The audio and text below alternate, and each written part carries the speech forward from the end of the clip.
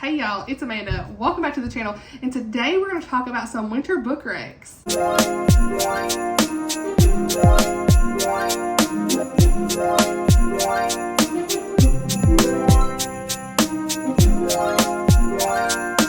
Alright you guys, I'm so excited to be in this video. We're in the hubs room today. I have a lot of books to talk about on this list, so let's go ahead and just dive right in. Winter is such a good time to be reading. You have all of the downtime. Here in Tennessee, we don't get a whole lot of snow, but usually in January, February, we'll get a couple snows, and I love when we get it, as long as it's on the weekend and it doesn't really impact my travel too much. So I thought I would go ahead and do just a general winter book recs video. I did do one last year, so I will link that down below if you want to check that out. None of these books are going to be repeats from that list. So this is a full new list of general winter book recs. This will not have any Christmas books on it. This will be just general winter book recs, okay?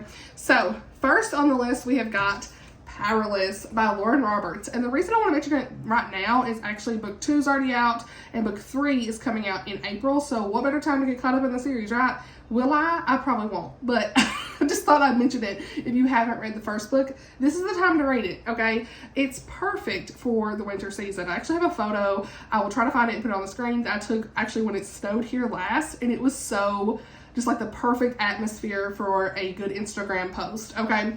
So all I'm going to say is this is a really good secular YA fantasy. There's lots of tension, there's banter, it's the romance for me in this. I give this 4 stars, and it's just a solid story that has no spicy scenes, and I really appreciate that part of it. There is some language, so be aware of content, and some violence from like battles and things. So I will leave my full review for all these books down below for you to check out content details and things like that. But a lot of people have talked about Powerless. It's been one of the most hyped books in 2024. It's kind of like fantasy Hunger Games meets all the other dystopian type books. Okay, there's lots of trials and descriptions, lavish descriptions, interviews, and things like that. All I'll say is we have a faction like set up where our main girl is Payton, and she's like an ordinary. And then we have our main guy, Kai, and he is an elite. And so she is pretending to be an elite with these, quote, psychic abilities, which is like not even explained really, so it's like totally fake. But Kai ends up being saved by her in this crazy situation. And so Kai and her end up in trials together, and a romance with a lot of tension kind of happens with them. And the kicker of this is Kai is actually the son of the king, and he kills ordinaries as his job. And she's got to pretend to not be an ordinary. What? So like she cannot let him know that she's an ordinary, all the stuff, the history of her life and her family and everything there. So this really just scratches the itch if you like the Red Queen, Divergent, Hunger Games, all that stuff. Like this was one of those like I need to know books, and I really enjoyed the romance in this. Language wise, like I said, there is a little bit. I do feel like it could have been cut down a little bit in that, but overall I still really enjoyed the book and looking forward to finishing the series. Yeah, definitely one that I would recommend for the winter time. Now, shifting gears completely. Okay, we're going to shift gears completely, and that is Love in the Storm by Mandi Blake. This one is one of my favorite like winter season romances because they're snowed in a cabin. Come on, say less. Like love this book. And we have Asa and Lyric as our main characters. So she's snowed in with him. He's a police officer, and he is actually the police officer who arrested her a long time ago, and he doesn't really remember that he arrested her, but she remembers him and all this stuff, and they end up having like a romance and stuff. It's a pretty quick romance, but I still really enjoyed it. I love the whole forced proximity trope. It's definitely one that I would recommend reading when it's snowy outside. It's perfect. I mean, look at the cover. It's just so cute. I love it so much. So love the characters, and I love like the depth that these characters have. Love the romance, and just everything about this series has been great. This is book 1 actually in the Love in Blackwater series. So yeah, you've got to read this one. It's super good for the winter time. Another book that is really great in winter is going to be Marmee by Sarah Miller. This is perfect for my Little Women fans. If you've not read Little Women, I would highly recommend you don't read this first. Read Little Women first, because Marmee is everything, like all of the events that happen in Little Women, and even some things that could have happened afterwards from Marmee's point of view. And so you really see just the struggles and stuff from Marmee's perspective, but how strong of a mother she really is. I mean, we already know that from Little Women, but really seeing a lot of her perspective here of like what it would have been like to miss her husband when he was gone to war, what their marriage could have been like, and behind the scenes, like different things that could have happened, tragedies that would have happened during that time that they would have had to go through, and hardships, and how she just persevered through that. I did cry in this book. It was just a solid 5-star for me. Everybody read this, my friend Teresa, and me and her just like, we love this book so much. It's definitely one of my favorite books of 2024, so I had to mention it again for the winter time, because I mean, look, it's giving everything winter. Okay, and that's when I read it, was in January, I'm pretty sure. So yeah, just a stunning cover and a wonderful story. So highly recommend you guys read it, especially if you love Little Women.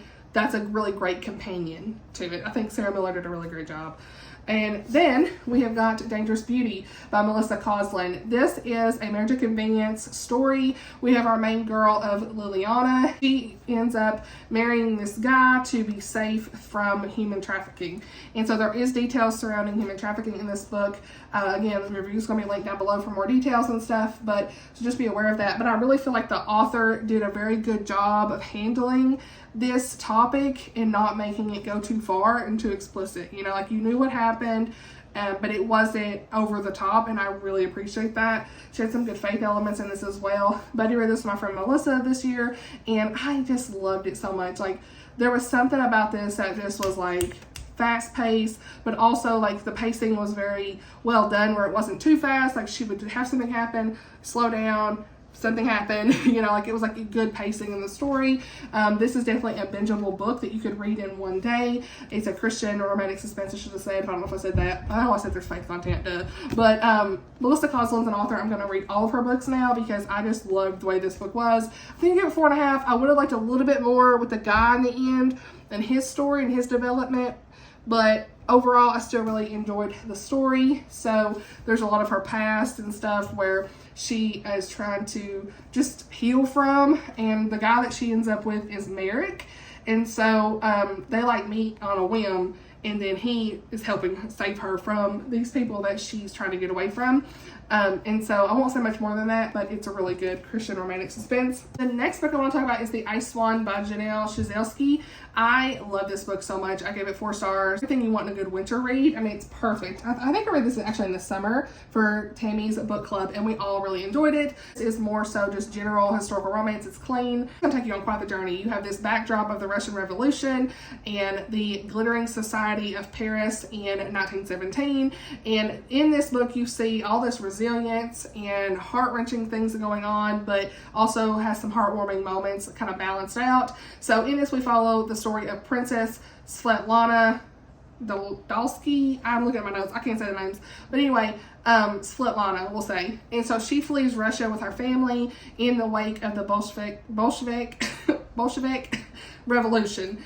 And they seek refuge in Paris. And so there's different settings and stuff here because they're traveling and things like that.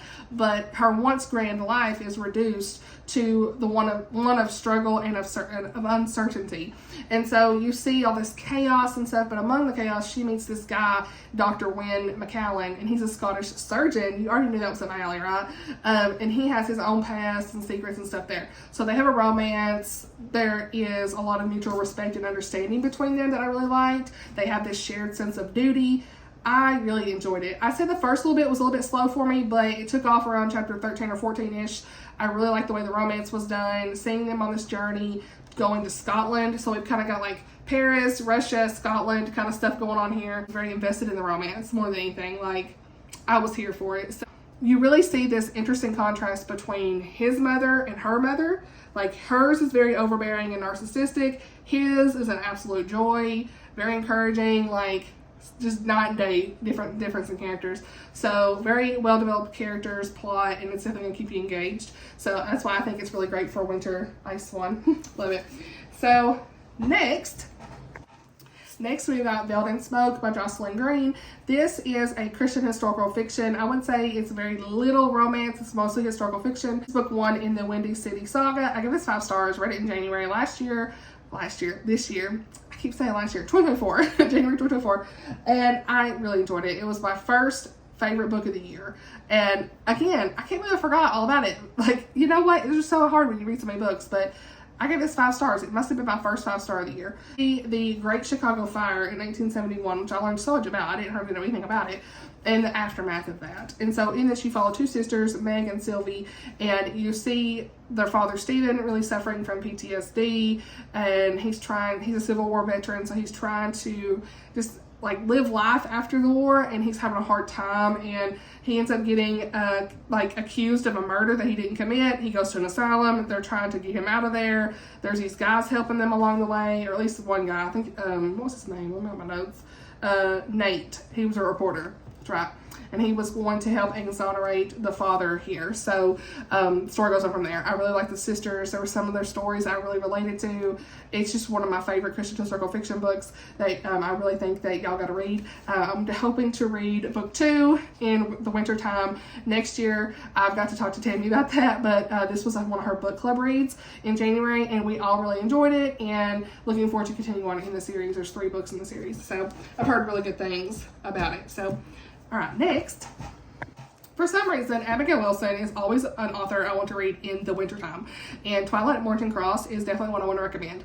I really enjoyed this one. I recently read it, and it was just another good Regency romance. It was really good. So this is my 3rd book I read by her, actually. So looking forward to reading more, but it's very atmospheric, set in England, of course. If you really like historical fiction with like a dash of suspense and different twists and turns, check this one out. We have Amelia in this story who has a health condition. Her doctor ends up getting murdered, and she ends up being like in the will to get the actual Moorington Cross estate. And you see that to claim it, she has to marry one of 2 men that's outlined in this will. Well, she doesn't really want to marry them, but the guy that's helping her ends up being the one that she wants to marry more than anything.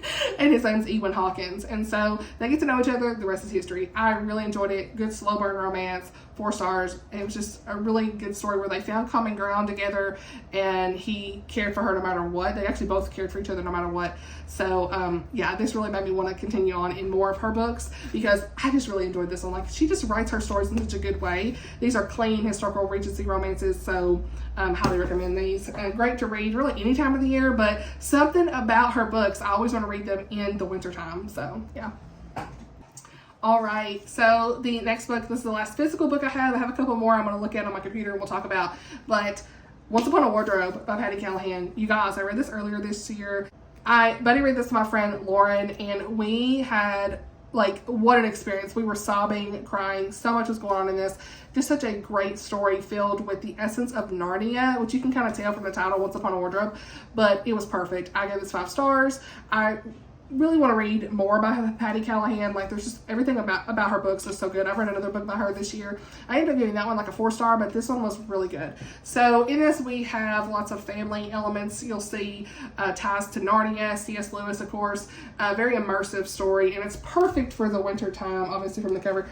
But this is all about this young college student named Meg and her younger brother George, and he is terminally ill. So be aware of that content going in here. Like, he is terminally ill. He is young. He's 8 years old, but he has a weak heart, and he loves Narnia, and it's his favorite story. So he wants to know how C.S. Lewis came up with this story. And so you see this bond. Like, Meg at first is like not wanting to do anything to do with it, but she really does go on with it.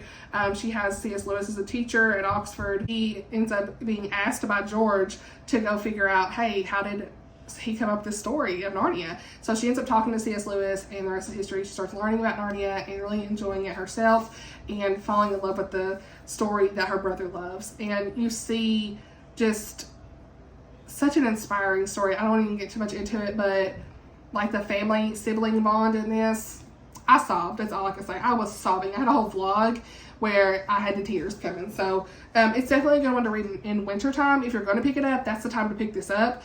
Very atmospheric in that regard, but be aware of the content, you know. Like, it is definitely going to be an emotional roller coaster. So yeah, those are the physical ones that I own. I do want to talk about a couple others that I have on my list. Christy Barritt, she has the Alaskan, I spelled her name wrong. Just the Nicest Person is the first one I want to talk about. Just the Nicest Person. by Christy Barritt. Cover's gonna be on the screen. Book will be linked as well. I gave this like 3.5 to 4 stars. It was like kind of like a 3.75, but I still really enjoyed it. I don't know if I'm gonna continue on in the series. I have since read book 2. Both of these, really this whole series would be good to read during this time of year. The whole series, as of the film of this video, is on Kindle Unlimited, so definitely check that out. There's like 7 or 8 books now, I think. But the first book is all about Andy, and she's an attorney, or previous attorney, with a mysterious past. We see her driving her ice road truck through Alaska, and she is there to really find justice for a friend's murder. And so things start to take this dramatic turn when she sees a man in the middle of the road during a whiteout snowstorm, and her truck veers off the road. Then we see Duke McAllister. He is a former CID investigator, gone tour guide there in Alaska, and he is on this tour, and he ends up rescuing Andy. And things go on from there. They don't see the person in the road. Somebody like shot through their car, I think, when they were trying to get away, so they don't know who that was. They didn't see anybody. All this stuff. There's like a brother and sister that he had as his clients on the tour. It literally was like a pop-off situation here. They all end up getting involved together they go to the local trading post, and they're getting settled in. There's a snowstorm, like I said, so they really can't leave, but they are trying to figure out who killed the local Alaskan podcaster named Craig, because the whole story starts off with him getting killed, right? And so people are like, I ain't heard from Craig in a while, and they realize quick, they go check on him, he's been killed, and they're trying to figure out who did this. And so there's a few different mysteries going on in this one.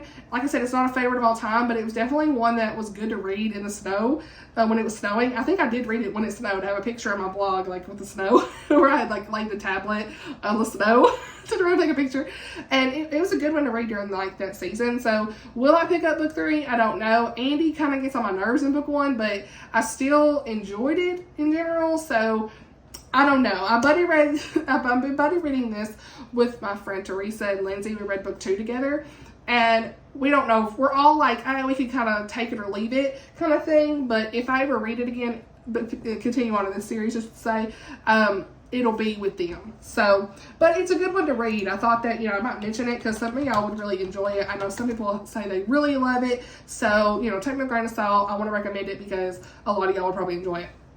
And if you have Kindle Unlimited, they're free on there, so just check that out.